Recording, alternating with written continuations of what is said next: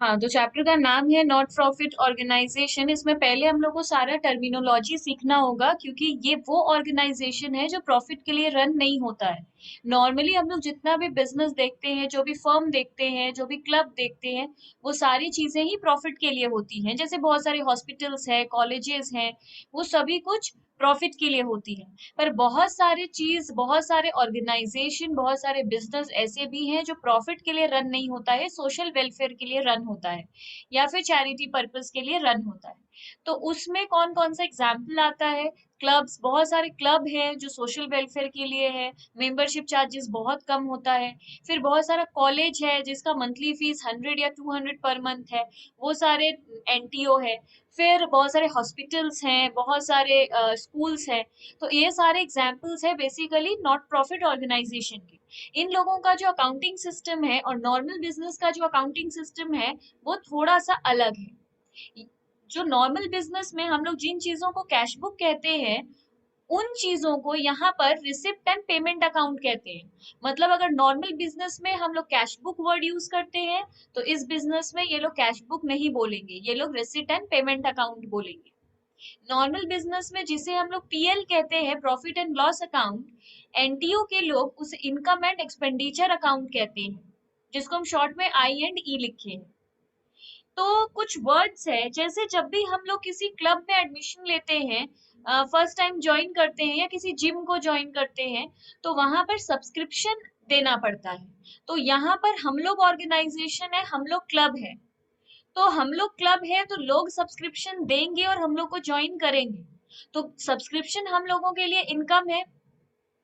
तो receipt and payment में क्या आता है?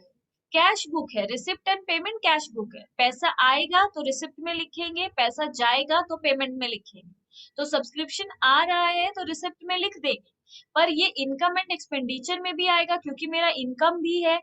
तो ये बेसिकली हम लिखे नहीं है, ये मेरा इनकम एंड एक्सपेंडिचर अकाउंट में भी आएगा, आई एंड आर एंड पी में भी आएगा। तो बैलेंस शीट के बाद कॉमा देके लिख दो आई एंड ई।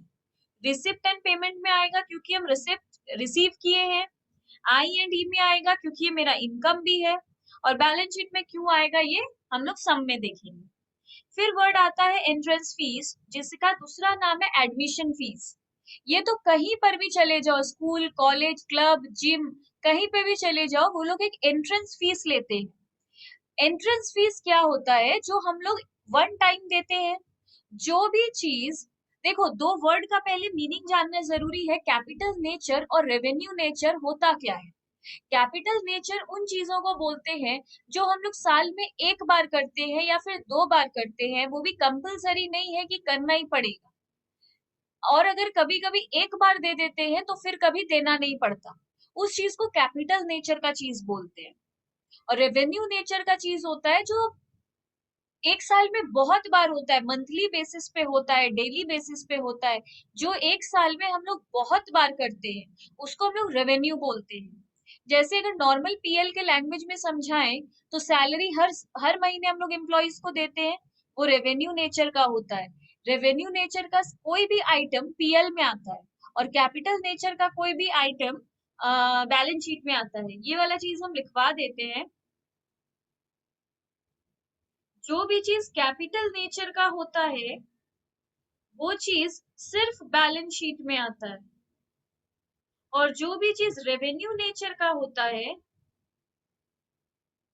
वो हमेशा आई एंड ई में आता है, नॉर्मल भाषा में पीएल में आता है।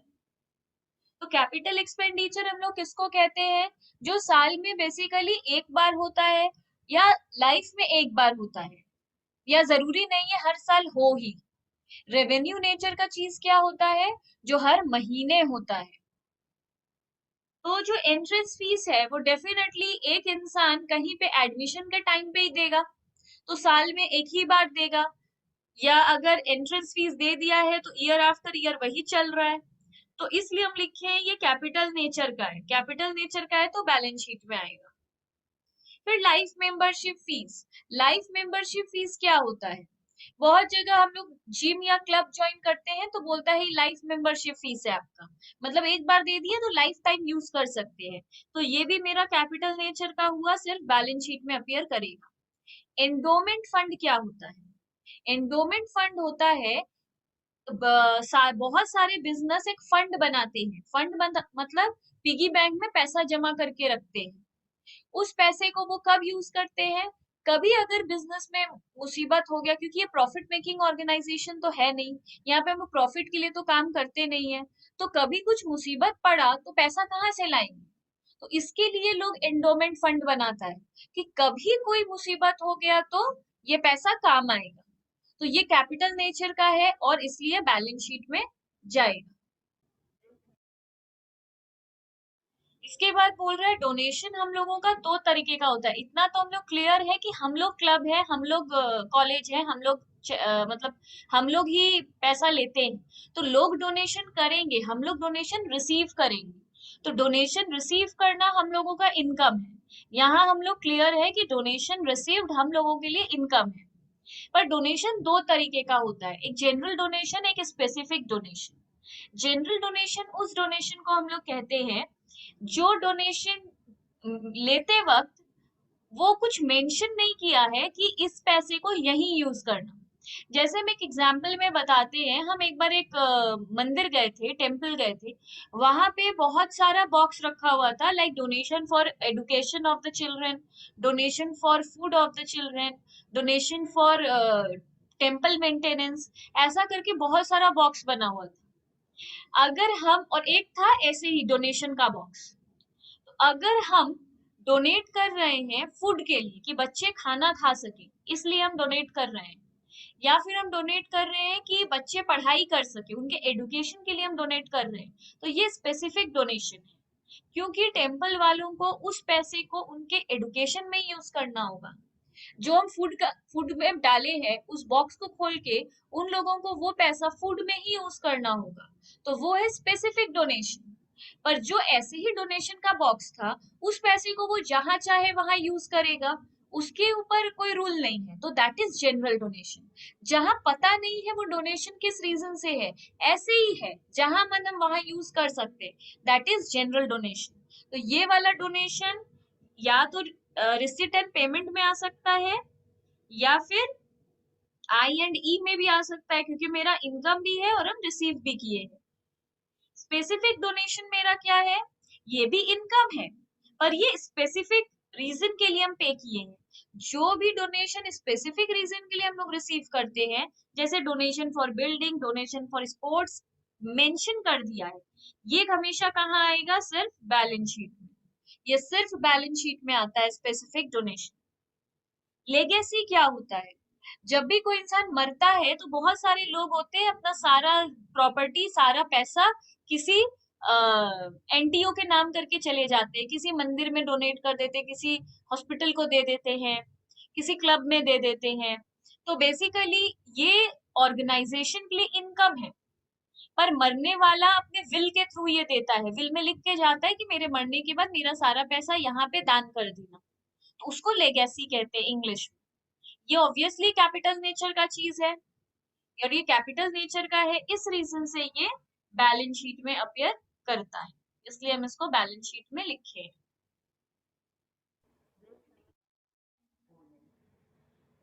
तो ऑनरेरियम क्या है? ऑनरेरियम नॉर्मल बिजनेस में जिसे हम लोग सैलरी कहते हैं, इस बिजनेस में इसे ऑनरेरियम कहते हैं। क्यों वर्ड को क्यों चेंज किया गया है? देखो, नॉर्मली कुछ चीज में हम लोग को वो सैलरी नहीं दे रहा होता है, हम लोग एम्प्लॉय नहीं होते हैं, हम लोग के ऑनर में वो चीज हम लोग को देता है। जैसे कि अगर मेरे कॉलेज का, मैं जब कॉलेज में पढ़ाने के लिए मुझे जॉब मिला था, तो मेरे अपॉइंटमेंट लेटर में लिखा हुआ था योर ऑनरेरियम वुड बी, मेरा ऑनरेरियम इतना होगा। वो लोग सैलरी नहीं लिखते, क्योंकि प्रोफेसर्स कॉलेज के एम्प्लॉय नहीं है। वो लोग, प्रोफेसर्स को कॉलेज जो पे कर रहा है वो उनके ऑनर में पे करता है, एम्प्लॉय की तरह पे नहीं करता है। इसलिए कभी भी किसी प्रोफेसर के अपॉइंटमेंट लेटर में सैलरी, आपका सैलरी इतना है, ऐसे नहीं लिखा होता है, वहां ऑनरेरियम वर्ड लिखा हुआ होता है। तो पर इसे हम लोग मन के अंदर सैलरी ही समझते हैं। तो ये कंपनी का, ये ऑर्गेनाइजेशन का एक्सपेंस है, क्योंकि वो इसे पे करता है। तो वो इसको कहाँ लिखेगा? इनकम एंड एक्सपेंडिचर अकाउंट में। और दूसरा वो इसे कहाँ लिख सकता है? रिसिप्ट एंड पेमेंट अकाउंट में। रिसिप्ट एंड पेमेंट अकाउंट में, क्योंकि ये पेमेंट है। अब आ जाता है सब्सक्रिप्शन अकाउंट। सब्सक्रिप्शन अकाउंट का वर्किंग्स हम लोग करेंगे। दिया है इलस्ट्रेशन 1 में, Ujjwal club was holding a building valuing 10 lakh as on 31/3/14। हम लोग क्लब हैं, हम लोगों ने एक बिल्डिंग होल्ड करके रखा है 10 लाख का 31/3/14। Fund stands 8 lakh and cash at bank is 15 lakh as on 1/4/14। हम लोगों के पास बिल्डिंग फंड में कुछ रुपया है, बिल्डिंग फंड में 8 लाख है और हम लोगों के बैंक में 15 लाख है ओपनिंग में। During the year 14-15 donation received for the building fund is 20 lakh rupees. हम लोग बिल्डिंग फंड के लिए और रिसीव किए, ये स्पेसिफिक डोनेशन है क्योंकि हम लोग डोनेशन रिसीव किए हैं बिल्डिंग के लिए, तो ये स्पेसिफिक डोनेशन है 20 लाख का। Give the journal entries and effect in the balance sheet. तो बोल रहा है इसका जर्नल एंट्री हम लोग क्या देंगे और बैलेंस शीट में 31/3/15 का क्या दिखाएंगे। अगर हम लोग it purchase building for 15 lakh, अगर हम लोग बिल्डिंग खरीद ले अभी 15 लाख का, या फिर हम लोग 30 लाख का बिल्डिंग खरीद ले, तो दोनों में डिफरेंस क्या आएगा।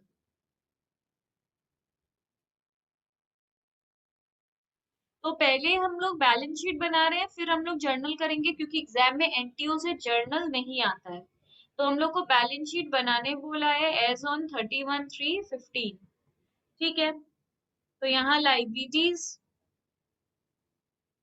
यहाँ रुपीज, यहाँ एसेट, यहाँ रुपीज।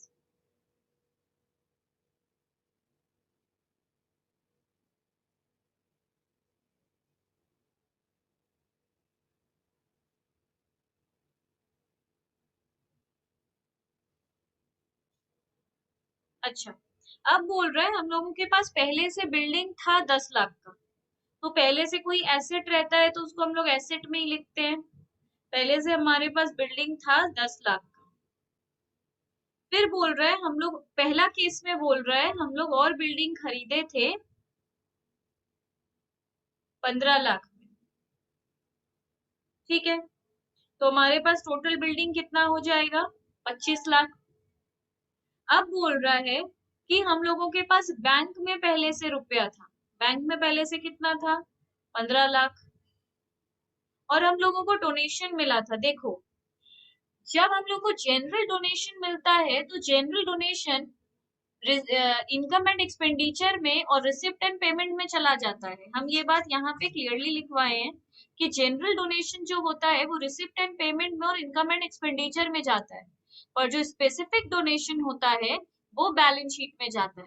तो बैलेंस शीट में जाता है मतलब क्या, पैसा मतलब बैंक में तो ऐड होगा क्योंकि मेरा बैंक तो बढ़ रहा है, इसलिए ये मेरा बैंक में ऐड हो जाएगा कि मेरा पैसा बढ़ रहा है। तो डोनेशन फॉर बिल्डिंग, मेरे को बिल्डिंग के लिए डोनेशन मिला है, इससे मेरा बैंक बैलेंस तो बढ़ गया। बैंक बैलेंस मेरा कितने से बढ़ गया, 20 लाख। तो ये टोटल कितना हो जाता है, 35 लाख।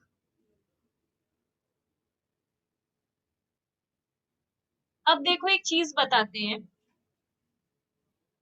अगर हम लोग को, देखो बिल्डिंग तो हम लोग का बढ़ा, पर हम लोग को जब बिल्डिंग हम लोग खरीदे तो हम लोग का पैसा भी कम हो गया, इसलिए एट द सेम टाइम यहाँ से हम लोग का पैसा भी कम गया, परचेज ऑफ बिल्डिंग। ऐसा कब करेंगे, जब सब में स्पेसिफिक डोनेशन होगा। याद रहे, सब में जब स्पेसिफिक डोनेशन होगा तो हम लोग इसका क्या करेंगे, बिल्डिंग तो बढ़ेगा, ये तो स्पेसिफिक रहे चाहे जनरल डोनेशन रहे, बिल्डिंग खरीदे हैं तो बिल्डिंग तो बढ़ेगा। पर अगर हम लोग को डोनेशन स्पेशली बिल्डिंग के लिए मिला है तो वो पीएल में नहीं आएगा, वो बैलेंस शीट में आएगा। बैलेंस शीट में आएगा तो वो बैंक में ऐड होगा। बैंक में ऐड तो होगा, हम लोग का टोटल पैसा कितना हो गया बैंक में, 35 लाख। पर हम लोग जो ये बिल्डिंग खरीदे वो फिर किससे खरीदे, इसी बैंक से खरीदे, तो मेरा 15 लाख से ये गिर भी गया, तो मेरे बैंक में फिर कितना बचा, 20 लाख। अब एट द सेम टाइम अगर इधर आए तो मेरे पास पहले से बिल्डिंग फंड में कितना रखा हुआ था, मेरा खुद का पैसा 8 लाख, इतना मेरे खुद के बिल्डिंग फंड में था। ये जो डोनेशन है वो एट द सेम टाइम मेरे बिल्डिंग फंड को भी इंक्रीज कर देगा। मेरा पैसा तो बढ़ेगा, बैंक में पैसा तो बढ़ेगा, पर मेरा बिल्डिंग का फंड भी बढ़ेगा। तो डोनेशन फॉर बिल्डिंग 20 लाख। ठीक है, मेरा पैसा भी बैंक में बढ़ा और मेरा डोनेशन भी बढ़ गया। टोटल मेरे पास कितना बिल्डिंग फंड में, अभी उस बिल्डिंग फंड का जो बॉक्स है उस बॉक्स में कितना रुपया जमा हो गया है, 28 लाख। पर हम इससे क्या किए, 15 लाख तो खर्च कर दिए। तो मेरा बिल्डिंग फंड से निकाल कर ही तो खर्च खर्च किए होंगे। तो परचेज ऑफ बिल्डिंग, हम लोग इससे बिल्डिंग परचेज कर लिए। तो बिल्डिंग फंड ही तो कम जाएगा, उस बॉक्स से पैसा निकाल कर ही तो खरीद लिए होंगे। तो कितना बचेगा बिल्डिंग फंड में, 13 लाख। ठीक है, तो मेरा कैपिटल फंड कितना आ जाएगा। कैपिटल फंड मतलब कैपिटल, नॉर्मल बिजनेस इसे कैपिटल कहता है, पर ये चैप्टर इसे कैपिटल फंड कहता है। Capital is also called capital fund.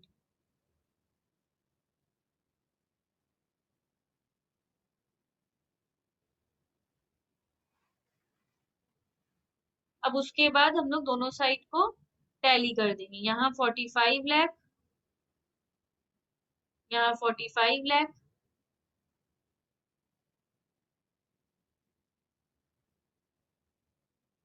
यहाँ 32 लाख।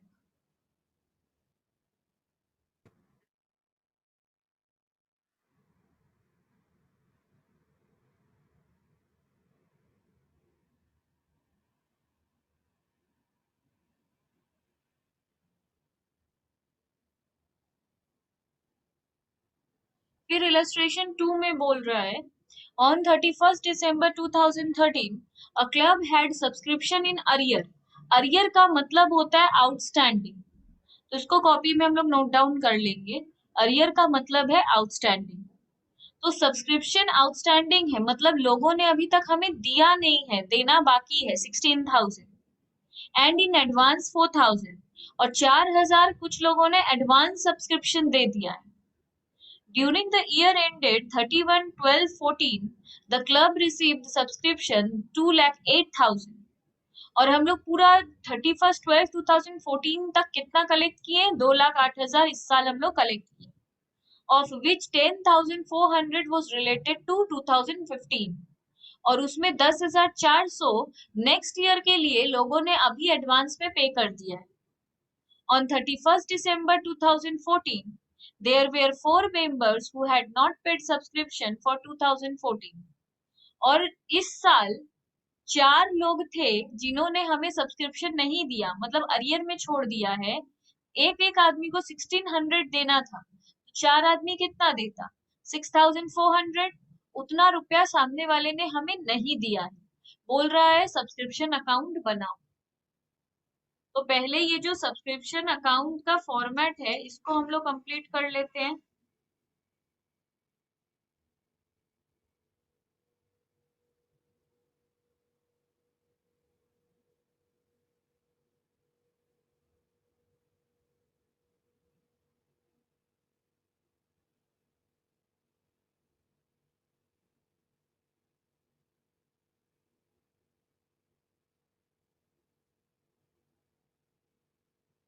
यहाँ पे ओपनिंग बैलेंस किसका लिखेंगे, एडवांस का। यहाँ पे एडवांस का ओपनिंग बैलेंस लिखेंगे और यहाँ पे एडवांस का क्लोजिंग बैलेंस लिखेंगे। यहाँ पे एडवांस का ओपनिंग बैलेंस आएगा, यहाँ पे एडवांस का क्लोजिंग बैलेंस आएगा, यहाँ पे अरियर का ओपनिंग बैलेंस आएगा,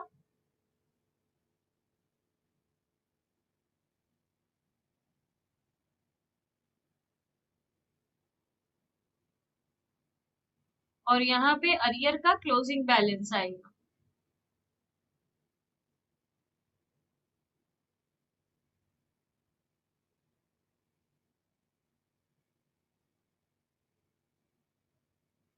और इनकम एंड एक्सपेंडिचर में अल्टीमेटली कितना जाएगा वो इधर आएगा। जरूरी नहीं है ये हमेशा बैलेंसिंग फिगर हो।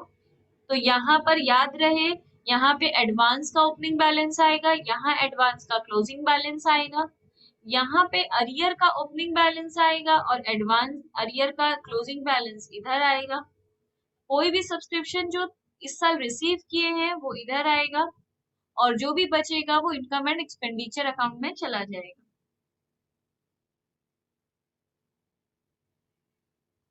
अरियर का मतलब है आउटस्टैंडिंग। ऐसे हम लोग जानते हैं कि आउटस्टैंडिंग मतलब लायबिलिटी होता है। क्यों? क्योंकि हमेशा आउटस्टैंडिंग मतलब होता है देना बाकी। इस चैप्टर में आउटस्टैंडिंग रहता है हम लोग का सब्सक्रिप्शन, मतलब लोग लोग हम लोग को अभी तक नहीं दिए, मतलब लेना बाकी है। तो इस चैप्टर में आउटस्टैंडिंग एसेट होता है क्योंकि हम लोग को मिलना बाकी है, और एडवांस हम लोग को लोगों ने दे दिया है, तो ये हम लोग क्या लाइबिलिटी है। एडवांस लेना लाइबिलिटी होता है, एडवांस देना एसेट होता है।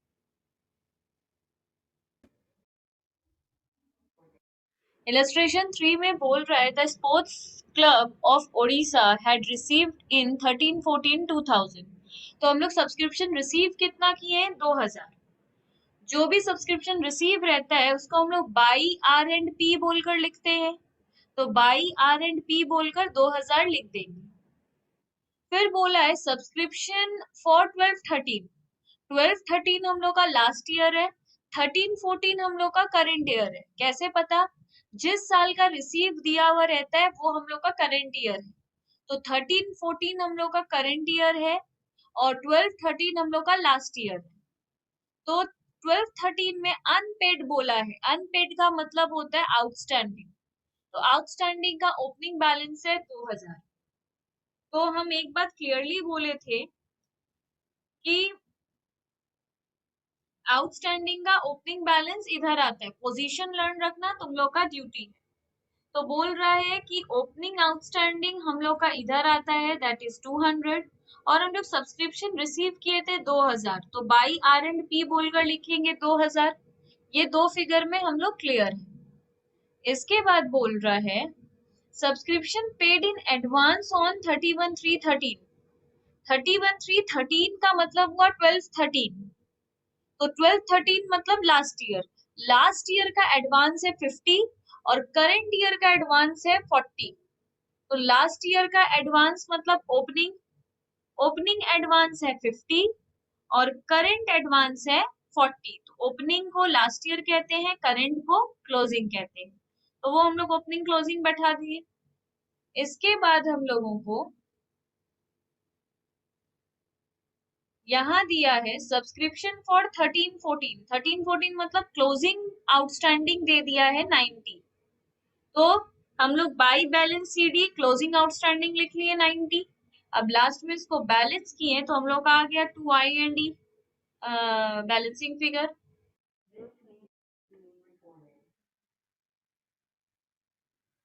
तो रिसीट एंड पेमेंट अकाउंट में जो cash in hand cash at bank दिया है उसको हम लोग टू बैलेंस बीडी बोलकर उतार लेंगे, जैसे कैश बुक बनता है। तो टू बैलेंस बीडी बोलकर कैश और बैंक लिख देंगे। सब्सक्रिप्शन हम लोग का रिसिप्ट है, तो रिसिप्ट की तरफ, डोनेशन रिसिप्ट भी इनका रिसिप्ट है उधर रिसिप्ट की तरफ। तो पूरा रीड करके जहां जहां हम लोग को रिसिप्ट दिख रहा है वहां रिसिप्ट में लिख देंगे, जहां जहां पेमेंट है वहां पेमेंट में लिख देंगे। खाली cash in hand cash at bank का जो ओपनिंग फिगर है शुरू में उसको टू बैलेंस बीडी बोलकर लिखेंगे।